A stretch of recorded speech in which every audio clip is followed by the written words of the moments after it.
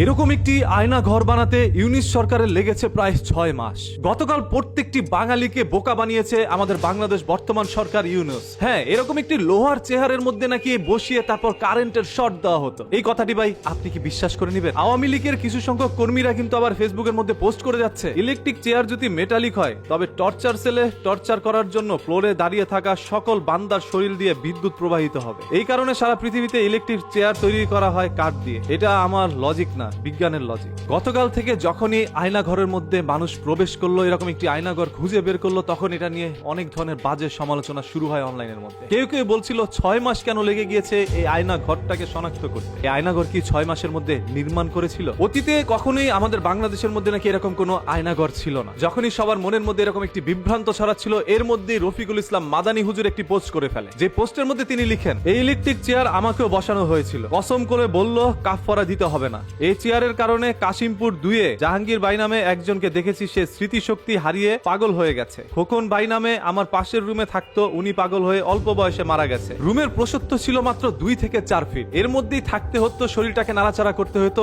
এর মধ্যেই টয়লেট করতে হতো, আবার এর মধ্যে বসেই খেতে হতো। নামাজ পড়তে গেল রুকু দেওয়ার সময় হাত দুই দিকে লেগে যেত। এরকম ছোট ছোট রুমের মধ্যে মাদানী হুজুরকে রাখানো হয়েছে। তাহলে কেন আপনারা এখনো বুঝতে পারছেন না যে এই আয়নাঘরটা আসলেই ওই আমলেই ছিল? মাদানী হুজুর তো এখানে বারবার কসম করে বলছে এবং তাকে উলঙ্গ করে উপরে ঝুলিয়েও কিন্তু পেটানো হয়েছিল। হ্যাঁ, এরকম মমস্যতম ঘটনা আমরা এখনো ভুলিনি। এবং যারা যারা হয়তোবা জেল খেটেছেন তারা সবাই এই সম্পর্কে কিছুটা ধারণা রাখেন। ধরেন পৃথিবীর অসংখ্য জায়গায় কিন্তু এরকম আয়না ঘর রয়েছে বা টর্চার সেল রয়েছে, যেখানে মানুষদেরকে নিয়ে এইভাবে টর্চার করা হতো। গতকাল আমাদের বাংলাদেশের মধ্যে এরকম একটি জিনিস খুঁজে বের করা হয়। শুধু বাংলাদেশে যে এইটাই প্রথম তা কিন্তু না, এরকম আরো অনেক জায়গায় আয়না ঘর রয়েছে। সেগুলো খুঁজতে গেলে হয়তোবা আপনাদের চোখগুলো কপালে উঠে যেতে পারে। এই আয়নাঘরটি যখন আমি প্রথম দেখছিলাম, আমার শরীরের পশমগুলো দাঁড়িয়ে গিয়েছে। একটু ওই জায়গায় নিজেকে চিন্তা করে দেখেন তো, আশেপাশে আপনার পরিচিত কেউ নাই। কিছু সংখ্যক লাইসেন্সধারী মানুষ এসে আপনাকে সেই চেয়ারের মধ্যে বসিয়ে কারেন্টের শর্ট দিতে থাকলো। সেই ইলেকট্রিক শর্টের কারণে আপনার স্মৃতিশক্তি হারিয়ে যেতে পারে, বা হার্টের কোনো রোগী থাকলে সে ওইখানে হার্ট স্ট্রোক করতে পারে। এরকম মারাত্মক শাস্তিও আমাদের বাংলাদেশের মধ্যে হইতো, সেটা আমরা কেউ জানতাম না। একমাত্র যারা ওইখানে গিয়েছে তারাই জানে। আচ্ছা, আপনারা সবাই তো জানেন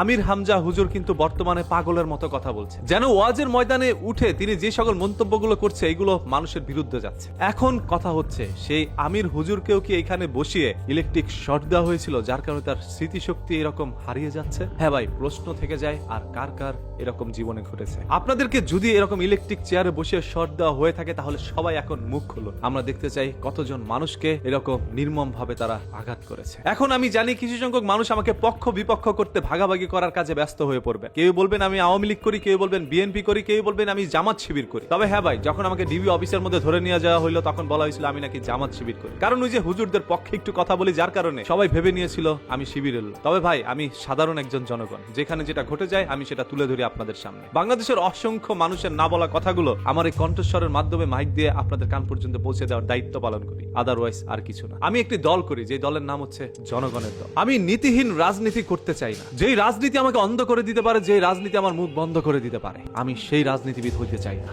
আমরা এরকম কোন দলও চাই না যে শুধুমাত্র চেয়ারের মানুষটা পরিবর্তন হয়েছে, পরবর্তীতে আরেকজন এসে সেই একই কাজ করবে। আমরা পুরো চেয়ারটাই পরিবর্তন করতে চাই, যাতে করে বাংলাদেশে আর কখনো এই ধরনের কোনো কাজ না হয়। আয়নাঘর দেখানোর নামে আসিফ নজরুল সরকার জাতির সাথে মশকারি করেছে। কাল যা দেখানো হয়েছে সেটা আয়নাঘরের আসল চিত্র।